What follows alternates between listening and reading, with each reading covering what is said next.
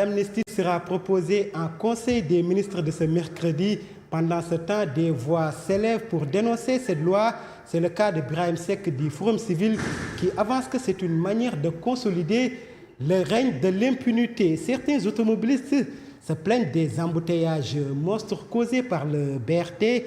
La fluidité des routes est leur seul souhait car ils passent des heures pour arpenter certains axes. À suivre notre reportage. Voilà pour les titres. Le développement, c'est dans une poignée de secondes.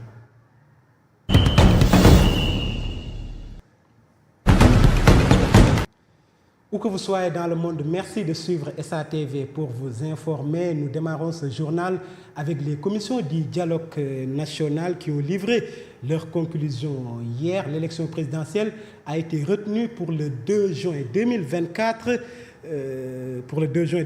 La réintégration de certains candidats recalés, entre autres points. Synthèse avec Sali Diouf. Les conclusions issues du dialogue national suggèrent la date du 2 juin 2024 pour la tenue de l'élection présidentielle. Les 19 candidats déclarés par le Conseil constitutionnel seraient également confirmés la réintégration de certaines candidatures, dont celle de Karim Wade, la reconduction de Macky Sall jusqu'au 2 juin. L'idée d'une amnistie, bien que controversée, soulève des questions fondamentales sur la démocratie et l'état de droit au Sénégal, alors que certains voient en cette mesure une opportunité de réconciliation et de restauration de la justice. D'autres la perçoivent comme une manière pour Macky Sall et le régime en place d'assurer les arrières. En réponse à cette proposition, le président de la République a exprimé son intention de solliciter l'avis du Conseil constitutionnel pour clarifier la procédure de transition du pouvoir en se référant spécifiquement à l'article 36 de la Constitution. Cependant, il est souligné que les 7 sages pourraient ne pas accepter cette proposition qui émane du dialogue, notamment en ce qui concerne la date qui dépasse la fin du mandat présidentiel. Le président de la République, qui attend le rapport complet sur ces propositions, se trouve devant des décisions importantes qui pourraient redéfinir le paysage politique sénégalais en amont de l'élection présidentielle.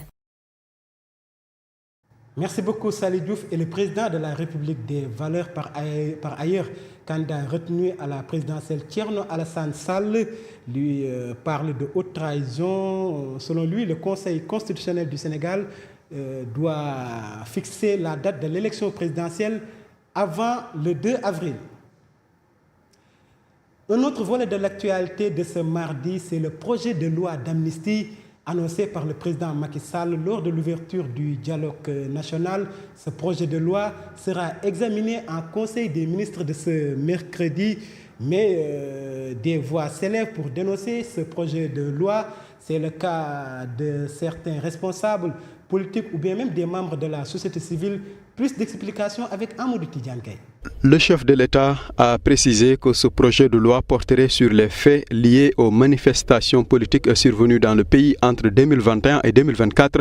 Une loi d'amnistie que n'apprécient pas certains acteurs politiques comme Maître El Hadji Diouf, qui est par ailleurs un candidat recalé. Ce dernier l'a dit à l'occasion de l'ouverture du dialogue national au Centre international de conférence Abdou Diouf à Diamniadio. Monsieur le Président, moi je suis contre cette loi d'amnistie et je la dénonce avec véhémence. Vous, nous savons tous que vous êtes un homme de paix, mais vos adversaires ne le sont pas. Donc je dis non à cette loi. Ces gens-là ne méritent pas d'être amnistiés. Ce Sénégal nous appartient, nous allons le protéger avec Macky Sall et son successeur. Cette volonté de voter une loi d'amnistie fait suite à la libération de beaucoup de détenus politiques au Sénégal par les autorités, dont le but est d'apaiser l'espace politique avec la crise qui est née du report de l'élection présidentielle. Mais à l'image de certains acteurs politiques, d'autres également ont réagi ce matin. Birahim Seck, le coordonnateur du il se dit contre une telle loi.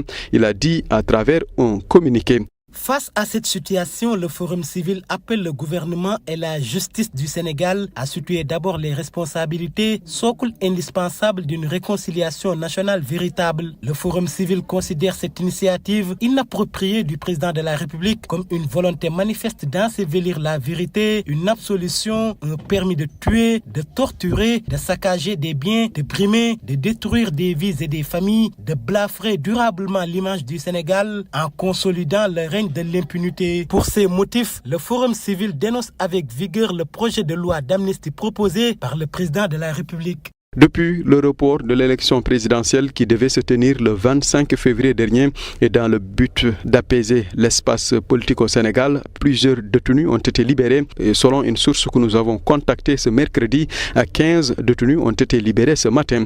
Et cette loi d'amnistie annoncée par le chef de l'État, on peut dire qu'entre dans ce sens. Mais en attendant, les yeux sont tournés vers le palais présidentiel à l'occasion du Conseil des ministres de ce mercredi où le projet de loi, c'est une interrogation, sera peut-être présentée.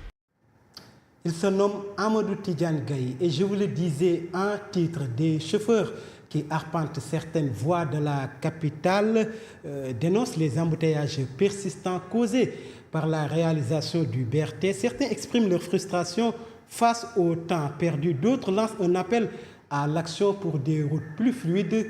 Suivons ce reportage signé Fallou Seck et Dabassal. Depuis la mise en place du bus rapide transit, des embouteillages monstres sont notés dans certaines artères de la capitale. Nous sommes ici sur les deux voies Sacré-Cœur.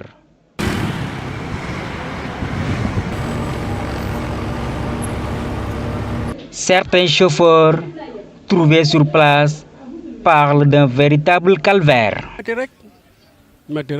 C'est très dur, surtout le soir quand ils quittent la boulangerie pour rallier Padoua en montant le pont. Il n'y a que des difficultés dans ce trajet. Selon cette étudiante gabonaise, le BRT est une bonne initiative. Oui, je pense que c'est déjà une bonne initiative. Et en plus, je me dis que ça nous aide beaucoup par rapport aux embouteillages. Le fait d'avoir une nouvelle voie uniquement pour le BRT, je trouve ça intéressant. Et d'autant plus que certaines mesures ont été prises, notamment la disposition permettant à ce qu'il n'y ait pas facilement d'accidents en fait. Par rapport aux motards et aux piétons, je pense que c'est une bonne initiative et personnellement j'apprécie en tout cas. Ce chauffeur de taxi décrit le temps perdu souvent dans cette taxe. Client, parfois, tu peux le décourager à cause du mauvais fonctionnement des feux rouges. Il n'est pas normal que tu les dépasses, mais tu as envie de le faire à cause de cette route étroite qui nous fait perdre beaucoup de temps. L'État du Sénégal a mis en place le BRT pour faciliter le transport urbain à Dakar, mais certains chauffeurs dénoncent la mauvaise construction de certaines routes qui sont à l'origine des bouchons. Nous avons tenté de recueillir l'avis du CETUD, mais toutes nos tentatives sont restées vaines. Merci beaucoup Serine Fallou Seck et nous terminons ce journal avec la Guinée qui a un nouveau Premier ministre. Il se nomme Amadou Bawouri.